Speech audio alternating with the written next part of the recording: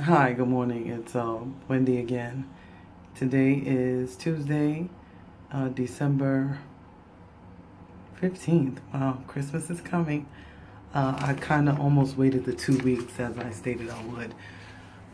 Still no views. I have no idea how to market myself like I'm a business. That's cute. But I still have no idea how to do that. So, no views, but it's okay. I'm still asking for help. Um, there are other means to get help, the help that I desire, and I'm going through that. But I'm still going to share on YouTube and hey, make a friend in the process. Who knows? Um, the story that I'm sharing today is called Later. I wrote this maybe 4 years ago. Um, yeah, about 4 years ago. And again, it's Later. This is Wendy, just sharing the things that I've written. This I wrote all on the F train. Everything is on the F train. That is amazing. It is what it is. I wrote this on the train, and I hope you all enjoy it. I'm going to read slower because I know that the things that I've read in the past, I said them kind of quickly because I was reading them, or rather reciting them, reciting the way I read in my mind, and I read fairly quickly. That's why I often have to reread, but I'm gonna say it slower rather, so that it could be processed. And though it would be nice if you played it over and over and over again, you won't have to because I'll say it slow enough so that you can process it and listen. Anyway, again, this is called Later. Later by Wendy. We are driving on one of our long weekend places. Well, he's driving. At 35, I still didn't know how to drive. The drives were long, and as we crossed state lines, every so often we had to fumble around with the radio dial when the radio station started to get staticky. I liked these weekend trips. Often they were filled with laughter. Lately, though, he kept losing, so coming home would be quite the opposite of how it was to go. Wherever we went, I always twisted myself around in my seat towards him. I loved to look at him as often as possible. He meant the world to me, and so he was my addiction. I often stared at him, and he would dangerously drive, all the while glancing at me in 5-second intervals. We were in love, and this was our idea of being crazy. What do you think is your most unattractive feature, Wendy? He asked me out of the blue one night.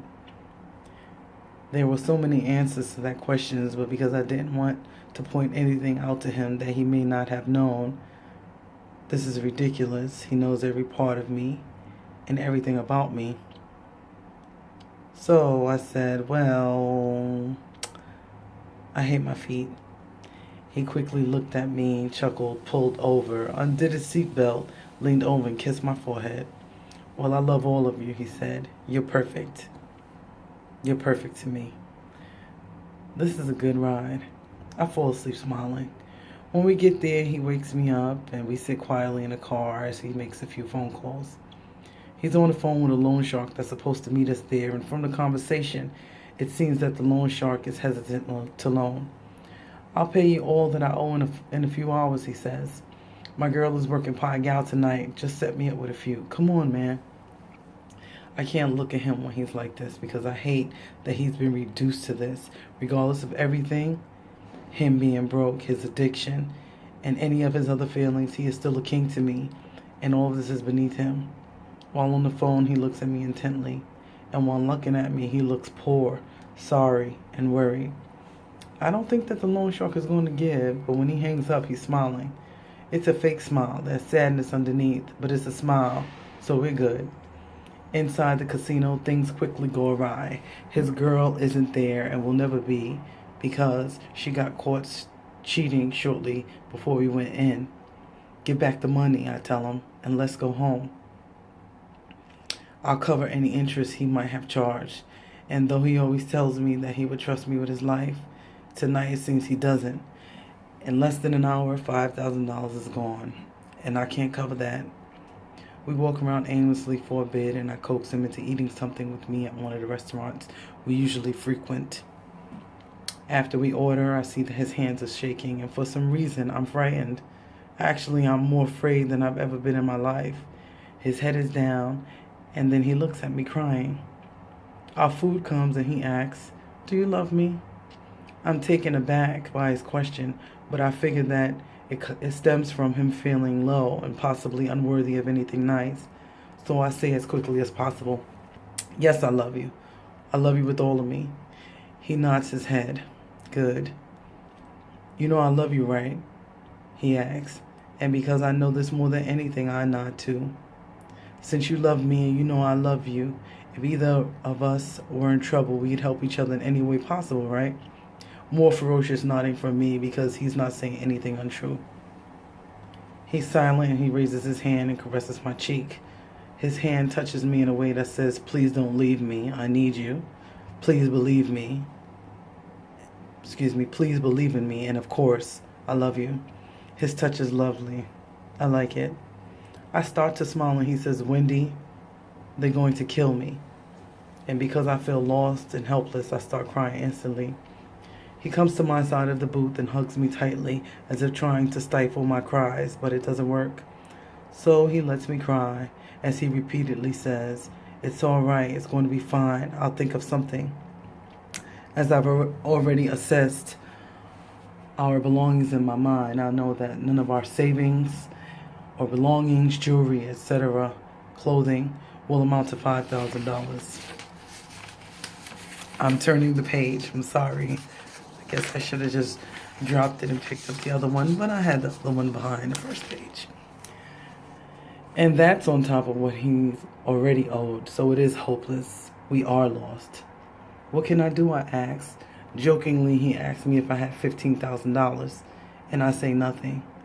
Then he says, "Well, baby, maybe there's something you can do to at least buy us some time." "What?" "Anything," I say. He looks at me quietly for a very long time and says, "Well, Manny thinks you're cute. All his friends think you're cute. Earlier he said that some time with you could ease the debt if I didn't win. Baby, I didn't win. Hang out with him, please." I say nothing because I'm shocked. While part of me is angry at his goal of asking me to save him with my pussy, part of me is happy because it's my pussy that can save him. He needs me and I love him. Besides, whatever they can think to do to me has already happened to someone, somewhere, so it's not really a big deal. So I ask him, "Do you really love me?" "Yes," he cries, "yes." And because I love him and believe in him, believe him, and don't want him to be hurt, I say, "Call him and tell him that I said okay." Later, we drive home and the car is silent. I feel very dirty, and though I'm tired, I cannot sleep. We drive through Brooklyn and into Queens, and he says that he has some things to take care of in the morning, so he has to take me home. When we get to my building, I lean in for my kiss, and for the first time ever, he turns his head away and says goodnight.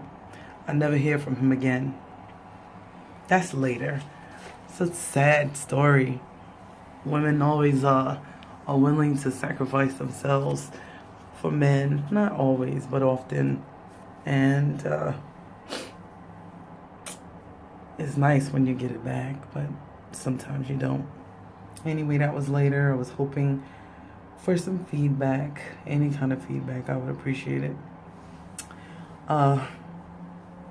If I don't come on again, in 10 days it's going to be Christmas. Happy holidays. Many blessings to all of you. And thank you in advance for your feedback. Have a good day. Bye-bye.